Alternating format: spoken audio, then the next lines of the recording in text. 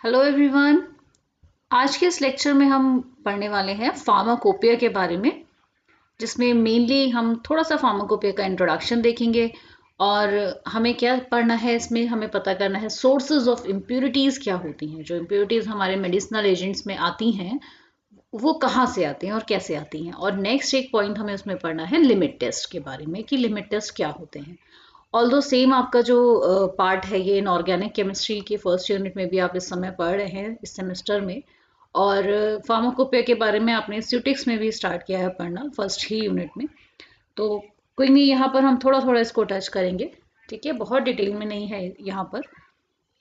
तो स्टार्ट करते हैं, फार्माकोपिया क्या है। सबसे पहले डेफिनेटली फार्माकोपोइया, ठीक है, इसके ये जो है ये एक लैटिन वर्ड है, ठीक है, लैटिन टर्म फार्माकोपोइया, जिसका मतलब है कि मी आर्ट ऑफ प्रिपेयरिंग ड्रग्स, कि कैसे ड्रग बनाई जाए, ठीक है, जिसमें फार्माको का मीन्स है मेडिसिन एंड पोइया का मीन्स है पोइन, मतलब कि बनाना, टू मेक, ठीक है। तो फार्माकोपिया इज अ बुक और इंसाइक्लोपीडिया ऑफ ड्रग स्टैंडर्ड्स, एक इंसाइक्लोपीडिया है जहाँ पर हमें ड्रग्स के स्टैंडर्ड्स मिलते हैं, उनके फॉर्मूले मिलते हैं, method of making medicinal preparations मिलते हैं, मतलब कि कैसे मेडिसिन्स बनाई जाती हैं, ठीक है, requirements and test for their strength and purity और अदर रिलेटेड इंफॉर्मेशन, ठीक है। तो ये सारी चीज़ें हमें एक ही जगह पर, एक ज्यूरिडिक्शन के अंदर गवर्नमेंट बॉडी जो होती है वो पब्लिश कराती है, तो उसे कहते हैं फार्माकोपिया। तो इसका मतलब कुल मिला के क्या हो गया, जैसे कि हम देखते हैं ना, कोई भी चीज़ अगर रेगुलेशन के अंदर है तो वो ज़्यादा हम लोग उस पर ट्रस्ट कर सकते हैं। तो इसका मतलब एक ऐसा मैनेजमेंट बनाया गया, एक ऐसा स्टैंडर्ड बनाया गया फार्माकोपिया के नाम पर, जिसमें कि हमने ड्रग जो है, स्टैंडर्ड ड्रग्स, उनकी फार्मूला जैसे हमने देखा, method of preparation, making of medicinal preparation, sorry, तो कैसे मेडिसिनल प्रिपरेशंस को बनाना है, उनका एक पर्टिकुलर मेथड जो कि नोन है, क्या क्या उनकी रिक्वायरमेंट होंगी, किस तरह के टेस्ट करने होंगे परफॉर्म, उनकी स्ट्रेंथ को चेक करने के लिए, उनकी प्योरिटी को चेक करने के लिए, ठीक है, या फिर और भी कोई रिलेटेड इंफॉर्मेशन इम्प्योरिटीज़ की, और ये सारी चीज़ जो कि एक जगह पर एक गवर्निंग बॉडी के अंडर में पब्लिश की जाती है, ठीक है। इस बुक में ऑफिशियल लिस्ट भी होती है मेडिसिनल ड्रग्स की, जो कि उनके आर्टिकल्स, जिनके उनकी प्रिपरेशंस के ऊपर, उनके इफ़ेक्ट्स के ऊपर, डायरेक्शन ऑफ यूज़ के ऊपर उनके आर्टिकल भी होते हैं। तो लिस्ट ऑफ ड्रग भी होती है इसमें। तो अब इन सब चीज़ों का पर्पस क्या है, सीधी वही बात आ जाती है। Purpose of publication of pharmacopoeia is to control the quality of medicine, ठीक है, एज पर द स्टैंडर्ड के अकॉर्डिंग कंट्रोल करना क्वालिटी ऑफ मेडिसिन को, क्या इंश्योर करने के लिए, public health, to ensure the public health and to support the availability of safe, effective, good quality of pharmaceutical cares for all, right? तो हमारा target ही यही है कि हम सेफ और इफेक्टिव और अच्छी क्वालिटी के फार्मास्यूटिकल केयर्स जो हैं वो प्रोवाइड कराएं, ठीक है। तो इस टारगेट को अचीव करने के लिए एक स्टैंडर्ड बनाया गया, जिसको पब्लिश किया गया, जिसके अंदर ड्रग ऑफ लिस्ट थी और ये सारी चीज़ें उसके अंदर उस ड्रग के बारे में थी, जिसको फार्माकोपिया नाम दिया गया। अब अगर हम टाइप्स ऑफ फार्माकोपिया की बात करें तो एक तो हमारा फार्माकोपिया ऑफ इंडिया ही है। नेक्स्ट एक आप सुनोगे USP, that is United state pharmacopoeia, ठीक है, तो इसको बोलते हैं यूएसपी।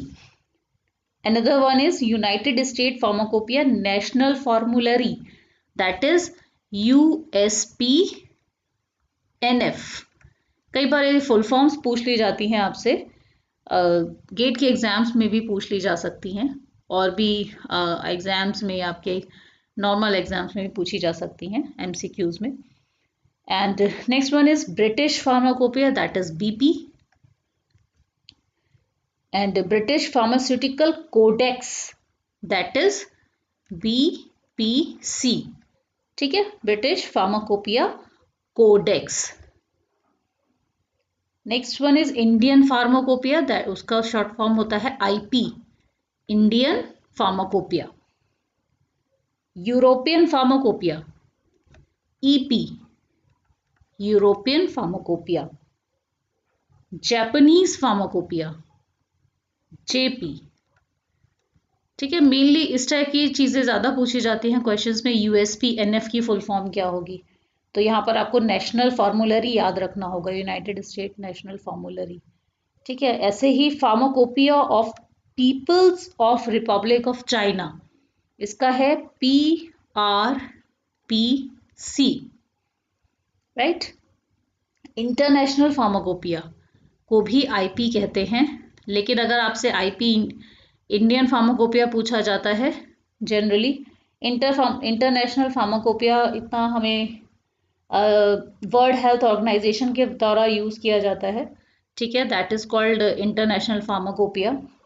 ठीक है, तो ग्लोबल यूनिफॉर्मिटी ऑफ क्वालिटी और specifications for selected pharmaceutical drugs, excipients and doses form, इसमें ये इंक्लूड किया जाता है. ठीक है, लेकिन अभी हम लोग अगर IP की बात करें, दैट इज इंडियन फार्माकोपिया. अगर ये IP हम इंडियन फार्माकोपिया भी होता है और इंटरनेशनल फार्माकोपिया भी होता है. तो अगर क्वेश्चन आपको आता है तो बहुत ध्यान से उसको अटेम्प्ट करिए. IP अगर इंडियन फार्माकोपिया की बात हो रही है और IP अगर इंटरनेशनल फार्माकोपिया की बात हो रही है, तो रेगुलेटरी बॉडी जो इंडियन फार्माकोपिया की होगी डेफिनेटली कौन होगा, Indian pharmacopoeia commission, that is IPC. ठीक है, इंडियन फार्माकोपिया का जो रेगुलेटरी बॉडी होगी that is called IPC, Indian pharmacopoeia commission. ठीक है, और अगर इंटरनेशनल फार्माकोपिया की बात करेंगे तो रेगुलेटरी बॉडी कौन हो जाती है उसकी, वर्ल्ड हेल्थ ऑर्गेनाइजेशन. ठीक है, तो उसी हिसाब से जिस जिस कंट्री की फार्माकोपिया है वहाँ की रेगुलेटरी बॉडीज है. ओके, अगर हम अब IP की बात करें, एक ministry of health and family welfare के अंदर एक ऑटोनोमस इंस्टीट्यूशन है IPC, जो कि स्टैंडर्ड्स को सेट करता है ड्रग्स दैट आर मैन्युफैक्चर्ड और sold and consumed in India. Okay, अभी हम रिसेंट एडिशन की अगर बात करें IP के, तो हमारे पास 8th एडिशन है 2018 का. ठीक है, जिसके बाद अभी अमेंडमेंट भी आया है उसमें 2019 में. ठीक है, जिसको कि बोला जाता है अडेंडम. ठीक है, अडेंडम 2019 में आया है और 8th एडिशन जो इसका आया है वो आया है 2018 में. ओके, तो ये जो मैं आपको दिखा रही हूँ indianpharmacopoeia.in साइट है, ऑफिशियल साइट है इसकी. ठीक है, यहाँ से परचेज की जा सकती है, but we all have IPC I hope in our colleges, तो वहाँ जाके आप देख सकते हैं. सॉरी, IP इंडियन फार्माकोपिया अपने कॉलेज की लाइब्रेरी में जाके देख सकते हैं, आपके डिपार्टमेंट में. तो नेक्स्ट एक पॉइंट आता है फार्माकोपियल मोनोग्राफ. अगर आपसे कोई कहता है मोनोग्राफ क्या होता है, मोनोग्राफ, तो monograph is a written document. ठीक है, और standard that describes an item. जैसे आइटम यानी किसी भी ड्रग को डिस्क्राइब करता है, किसी भी फिनिश्ड ड्रग को, या फिर किसी ड्रग के इंग्रेडिएंट को, या किसी फूड केमिकल को. ठीक है, तो किसी एक चीज के बारे में सारा डिस्क्रिप्शन होगा. तो monograph publish in any official pharmacopoeia provides the name of substance, it's definition, solubility, package, storage and labeling requirements, impurity profile and information on test need to ensure the substance is of the appropriate strength and quality or purity. मतलब कि सब कुछ एक drug के बारे में. ठीक है, जो जो हमें पता होना चाहिए एक आइटम के बारे में. आइटम मतलब कि वो फिनिश प्रोडक्ट भी हो सकता है और ड्रग का कोई इंग्रेडिएंट भी हो सकता है, राइट. जैसे कि सपोज अगर आप क्लोराइड ही खोल के देख लो सिंपल, तो आपको क्लोराइड की सारी जानकारी उसमें मिल जाएगी, या किसी भी पर्टिकुलर इम्प्योरिटी के बारे में देखो तो उस इम्प्योरिटी की सारी जानकारी आपको एक जगह पर मिल जाएगी, दैट इज कॉल्ड मोनोग्राफ। किसे? तो अगर आपने किसी चीज का मोनोग्राफ देखा है, यानी आपको वो जो पेज खोलोगे मोनोग्राफ का, तो उसमें आपको पता चल जाएगा कि अगर हमें इसको टेस्ट करना है किसी चीज के अंदर तो हम कैसे इसका एसे करेंगे, कैसे इसकी स्ट्रेंथ पता करेंगे किसी फॉर्मुलेशन के अंदर, कैसे इसकी प्योरिटी चेक करना है, उसका मेथड क्या होगा, ये सारी चीजें आपको मोनोग्राफ में मिल जाती हैं। तो हमारा टारगेट यहाँ पर आपको फार्माकोपिया एनालिसिस में आपको क्यों पढ़ाया जा रहा है, इसका मेन चीज ये है कि हमें पढ़ना है सोर्सेज ऑफ इम्प्योरिटीज।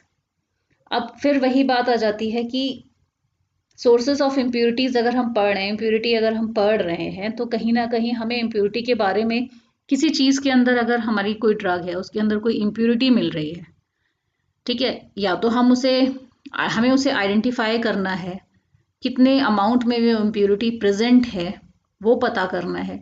तो उस इम्प्योरिटी के बारे में यानी हमें उसकी सारी इंफॉर्मेशन चाहिए, और उस पर्टिकुलर इम्प्योरिटी के बारे में सारी इंफॉर्मेशन हमें कहाँ मिलेगी?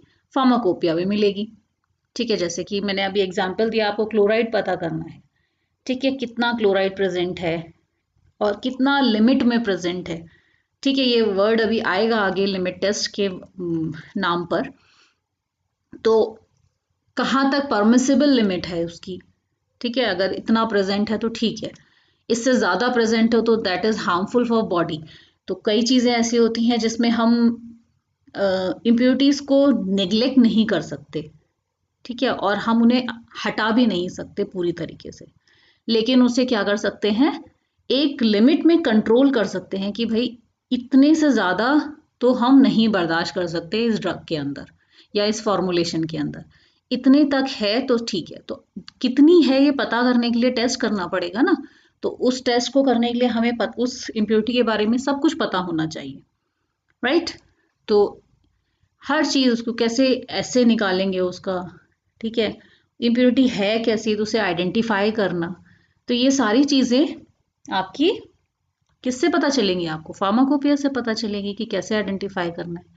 तो पर्टिकुलर इम्प्योरिटी के बारे में पूरा मोनोग्राफ दे रखा होगा उसमें, ठीक है। तो ये रीज़न था इस फार्माकोपिया पार्ट को टच करने का कि हमने क्यों इसको पढ़ा यहाँ पर, ऑल्दो आप दूसरे सब्जेक्ट्स में भी इसे डिटेल में पढ़ रहे थे, राइट।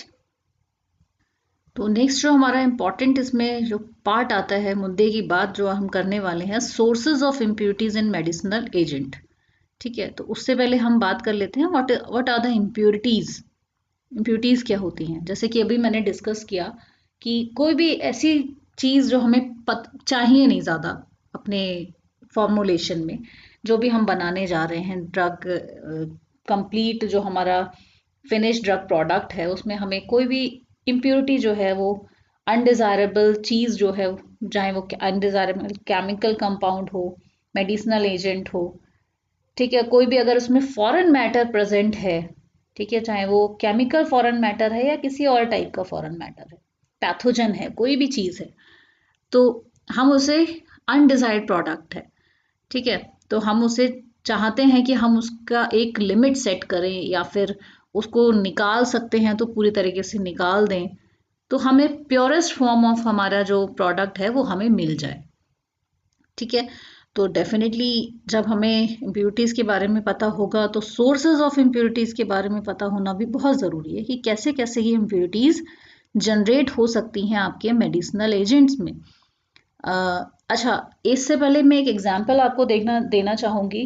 जैसे हम बात करते हैं, तो इंडियन फार्माकोपिया के अंदर अगर हम प्यूरिफाइड वाटर को देखें, प्यूरिफाइड वाटर क्या होता है, और दूसरा हम देखें स्टेराइल वाटर फॉर इंजेक्शन, हैं दोनों वाटर, लेकिन दोनों के जो लिमिट्स हैं या फिर जिनकी कहना चाहिए जो उनकी प्रिपरेशन है, ठीक है, और उनकी रिक्वायरमेंट जो है वो अलग अलग हैं। जैसे कि स्टेराइल अगर वाटर फॉर इंजेक्शन की बात करें, इसका मतलब है कि वो पैथोजन से फ्री होना चाहिए और स्टेराइल होना चाहिए, यानी इसमें पैथोजन नहीं होना चाहिए कोई भी, ठीक है।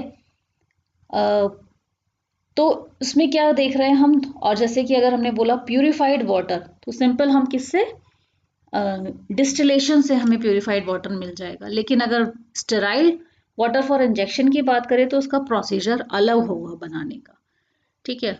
और उसके अंदर जो लिमिट्स होंगी किसकी, इम्प्योरिटीज़ की, वो अलग अलग होगी, ठीक है। डिफरेंट पर्पस के लिए हम वाटर डिफरेंट तरीके का बना रहे हैं, इसका मतलब उनके अंदर जो लिमिट्स हैं, जो प्रोसीजर्स हैं, वो डिफरेंट होंगे। तो इम्प्योरिटीज़ की लिमिट्स भी डिफरेंट होंगी डेफिनेटली। तो मैं बार बार क्यों फोकस कर रही हूँ लिमिट्स के ऊपर, बिकॉज यहाँ हम लिमिट्स को ही डिस्कस करने वाले हैं। अदरवाइज और भी चीज़ें होती हैं जिन्हें रेगुलेट किया जाता है, ठीक है, स्टैंडर्डाइज किया जाता है।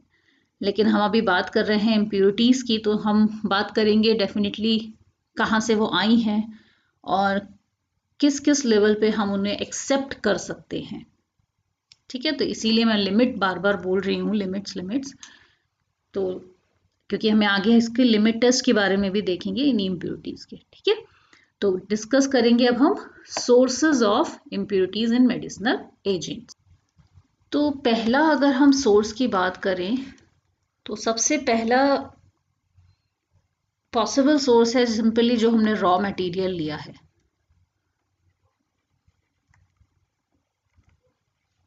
ठीक है। अब रॉ मटेरियल हमने मान लीजिए रॉक सॉल्ट ले लिया, तो रॉक सॉल्ट के अंदर क्या चाहिए हमें, अगर सोडियम क्लोराइड हम अलग कर रहे हैं, प्रिपेयर कर रहे हैं, प्रिपरेशन ऑफ सोडियम क्लोराइड कर रहे हैं रॉक सॉल्ट की हेल्प से, तो इसका मतलब उसमें कुछ स्मॉल अमाउंट्स ऑफ कंटामिनेशन हो सकता है, किस किस का, कैल्शियम का, मैग्नीशियम क्लोराइड्स का, इन सब चीज़ों की इम्प्योरिटी उसमें मिल सकती है। This is an example only, ठीक है। तो रॉ मटेरियल्स जो हैं उनसे हमें उसमें हमें इम्प्योरिटी मिल सकती है, that is the source of impurity. और अच्छा, आपको ये पता ही है कि जितना प्योर आपका कंपाउंड होगा उतना ही इफ़ेक्टिव होगा डेफिनेटली, और हार्मफुल एडिटिव्स जो हार्मफुल केमिकल्स जो प्रेजेंट हैं उसमें, वो उनसे हमें निजात पाना है डेफिनेटली। और अगर नहीं निकाल सकते हैं तो उनकी लिमिट डिसाइड करनी है, ठीक है। तो किस किस से मिल रहा है, पहला हो गया हमारा रॉ मटेरियल से मिल सकता है। नेक्स्ट हमारा हो जाता है अगर हम कोई चीज़ बना रहे हैं, मैन्युफैक्चरिंग कर रहे हैं, तो हम जो प्रोसेस यूज़ कर रहे हैं, तो क्या हो सकता है, उससे इम्प्योरिटी अराइज हो सकती है। तो next one is manufacturing process. जब हम कोई भी चीज़ मैन्युफैक्चर कर रहे हैं, आइदर हम सिंथेसाइज कर रहे हों या रिएजेंट्स हमने जो यूज़ करे हैं उन सब चीज़ों की बात हो रही हो, या सॉल्वेंट्स जो हमने यूज़ करे हैं उन सब चीज़ों की वजह से जो फाइनल हमारा प्रोडक्ट बना, या उसके जितने भी स्टेप्स हमने मैन्युफैक्चरिंग प्रोसेस में यूज़ किए, तो स्टेप्स यूज़ करते करते फाइनल प्रोडक्ट बनते बनते उसमें इम्प्योरिटी जनरेट हो गई।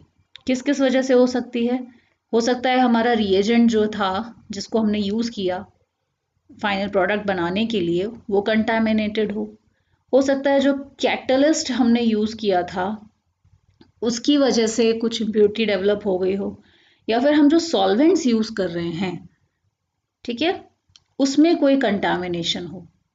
यानी कि कंटामिनेशन या फिर साइड प्रोडक्ट्स भी जनरेट होना, ये कुछ भी पॉसिबल है मैन्युफैक्चरिंग के टाइम पर।